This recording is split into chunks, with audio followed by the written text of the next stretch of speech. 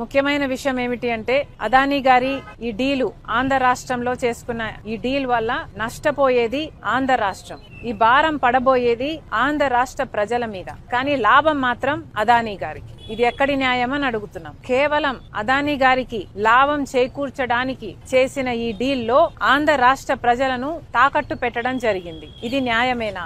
అది కూడా ఈ డీలు రాబోయే 25 సంవత్సరాల వరకు ఈ డీలు వర్తిస్తుంది అంటే ఈ తరమే కాదు వచ్చే తరానికి కూడా తాకట్టు పెట్టినట్టు దీని అర్థం కాదా? కేవలం ఒక్క అదానీకి మేలు చేయటానికి ఆంధ్ర రాష్ట్రాన్ని, ఆంధ్ర రాష్ట్ర ప్రజలని తాకట్టు పెట్టి వాళ్ళకు నష్టం వచ్చినా పర్వాలేదు అన్న రీతిలో ఆలోచన చేశారు. ఇలాంటి డీలే అదానీ గారి కంపెనీ సెకీ ద్వారా గుజరాత్ ప్రభుత్వం ₹99 కుదుర్చుకుంటే అదే ఆంధ్ర రాష్ట్రం ₹2.49 పవర్ సప్లై అగ్రిమెంట్లు చేసుకున్నారు. ఈ తేడా దాదాపు ₹5 వరకు పడుతుందని, హిడెన్ కాస్ట్ అన్ని కలుపుకుంటే ₹2.49 కాదు ₹5 వరకు చేరుతుందని ఒక అంచనా ఉంది. మరి అలాంటప్పుడు ఆంధ్ర రాష్ట్ర ప్రజల మీద పడబోయే ఎలక్ట్రిసిటీ బిల్లు భారం ఎంత?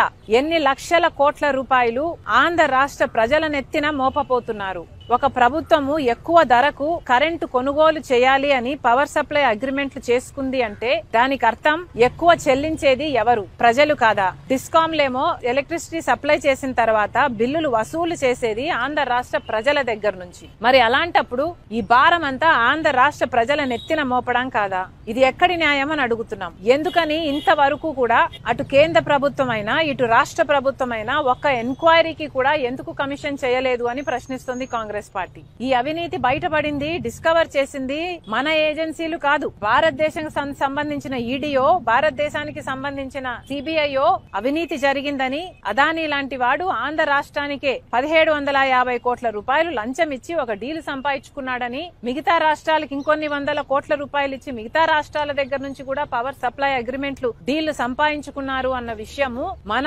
ఏజెన్సీలు ఏవి బయట పెట్టలేదు. ఎంత సిగ్గుచేటు!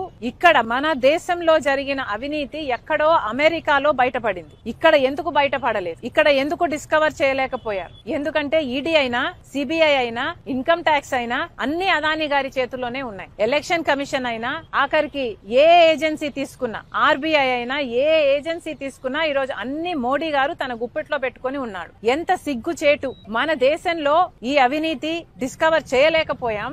ఎక్కడో పరాయి దేశంలో, అమెరికాలో ఇంత అవినీతి జరిగింది అని ప్రపంచానికి తెలిస్తే ప్రపంచం ఇప్పుడు ఆంధ్ర రాష్ట్రంలో, మన భారతదేశంలో జరిగిన అవినీతి గురించి మాట్లాడుకుంటుంది అంటే ఇది సిగ్గుచేటు కాదా? మన దేశం పరువు అదానీ గారు తీస్తే రాష్ట్ర పరువు జగన్మోహన్ రెడ్డి గారు తీశారు. ఈ రోజు అంతర్జాతీయ స్థాయిలో అదానీ అవినీతి గురించి, జగన్మోహన్ రెడ్డి గారి అవినీతి గురించి, మిగతా ముఖ్యమంత్రుల గురించి, ఎవరైతే డబ్బులు తీసుకున్నారో వీళ్ళ అవినీతి గురించి అంతర్జాతీయ స్థాయిలో మాట్లాడుతున్నారు. మరి ముఖ్యంగా అవినీతి 2100 కోట్లు ఇస్తే 86% అంటే 1750 కోట్ల రూపాయలు అప్పుడు ముఖ్యమంత్రి జగన్మోహన్ రెడ్డి గారికే ఇచ్చామని సాక్ష్యాలు, ఆధారాలతో సహా ఈ ఏజెన్సీలన్నీ అక్కడ అన్ని సేకరించిన తర్వాత ఛార్జ్ షీట్ కూడా ఫైల్ చేసి ట్రయల్ కు వాళ్ళు రెడీ అవుతున్నారు. అక్కడేమో ఇంత ఆధారాలు, సాక్ష్యాలు ఉండి వాళ్ళు ట్రయల్ కూడా రెడీ అవుతుంటే ఇక్కడ మనం కనీసం అవినీతి జరిగింది అని మాట్లాడడానికి కూడా కేంద్ర రాష్ట్ర ప్రభుత్వాలు సంకోచిస్తున్నాయంటే ఎందుకు అని అడుగుతున్నారు. But what about the US Securities and Exchange Commission? It has named you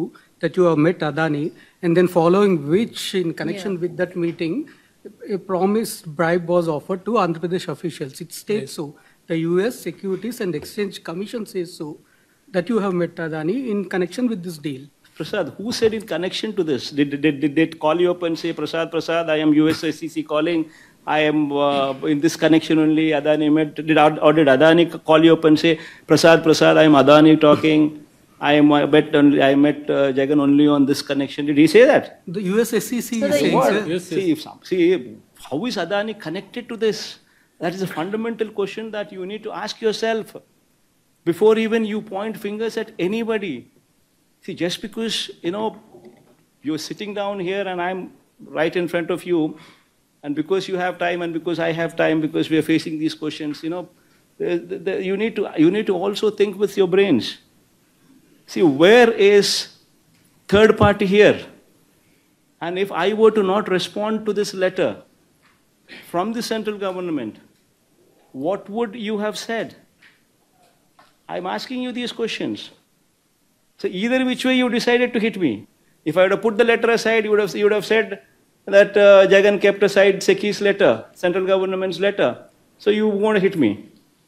And if I do something about it on SECI's offer and actually translate that into reality, which actually gives the state 4,400 crores per annum saving, then you immediately attribute something else.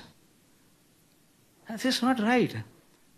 No, we are all also representatives of people. And we are here to make history, especially me. See, 2,73,000 crores of DBT. Never in the history of this state, or probably very few states have the guts or the capacity to do it. Nobody does DBT because nothing comes to the government, nothing comes to the rulers.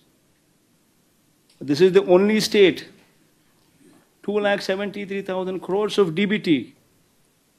Press the button, money goes into the accounts of the people. I can give you Aadhaar details, Aadhaar card details, bank account details of every beneficiary. See, here we are here to make history. We are here to create history while we have the opportunity. That is why the schools have transformed. That is why we spoke about English medium. That is why we spoke about TOEFL from 3rd class onwards. That is why we spoke about digitization of classrooms. That is why we spoke of IFP panels starting from 6th class onward. That is why we spoke about tabs in the hands of the children from 8th class onwards. We are here to create history. We are not here to take this kind of stupidity and these kind of arguments from these kind of vague people who hardly know what they're doing or what they're talking. So two Why do you questions. think So two ESSCC made questions such for you. allegations?